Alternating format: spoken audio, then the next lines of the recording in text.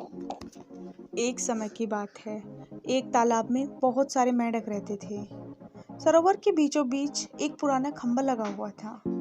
खंभा बहुत ही ऊंचा था और उसकी सतह बहुत ही चिकनी थी। एक दिन मेंढकों के दिमाग में आया कि क्यों ना एक प्रतियोगिता करवाई जाए। इसमें भाग लेने वाले को खंभे पर चढ़ना होगा और जो सबसे पहले खंभे के ऊपर पहुंच जाएगा उसे विजेता घोषित कर दिया जाएगा।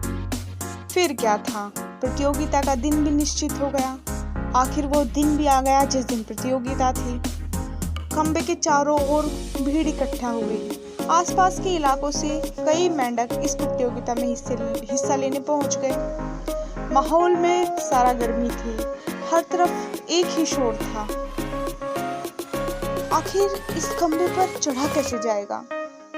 फिर भी प्रतियोगिता शुरू हुई, लेकिन खंबे को देखकर भीड़ में से किसी भी मेंढक को यकीन नहीं हुआ कि कोई भी मेंढक इस खंबे के ऊपर पहुंच पाएगा। चारों ओर यही शोर हो रहा था। अरे, ये तो बहुत कठिन है, वो कभी भी नहीं जीत पाएंगे, ऐसा सभी को लग रहा था। और ऊपर पहुंचने का तो कोई सवाल ही नहीं है। इतने चिकने खंबे पर कैसे चढ़ा जा सकता है? और ये हो भी रहा था। जो भी मेंढक कोशिश करते वो थोड़ा ऊपर जाकर फिसलने के कारण नीचे आकर गिर जाते। कई मेंढक तो बार बार गिरने के बावजूद भी अपने प्रयास में लगे हुए थे, पर भीड़ तो अभी भी चिल्लाई जा रही थी, ये नहीं हो सकता, ये हो ही नहीं सकता, ये तो असंभव है। तो अब जो मेंढक उत्साहित थे, कोशिश कर रहे थे, वो ये सुनकर वो भी हताश हो गए और उन्होंने भी अपना प्रयास करना छोड़ दिया। लेकिन उन्हीं मेंढकों के बीच में एक छोटा सा मेंढक था जो बार बार गिरने पर भी उसी जोश के साथ ऊपर चढ़ने में लगा हुआ था। वो लगातार ऊपर की ओर बढ़ रहा था और आखिरकार वो खंबे के ऊपर पहुंच गया और इस प्रतियोगिता का विजेता बन गया। उसकी जीत पर सभी को बड़ा आश्चर्य हुआ और सभी ने उस मेंढक को घेर लिया और उसके चारों तरफ खड़े हो गए और पूछने लगे, तुमने ये असंभव काम कर कैसे दिया?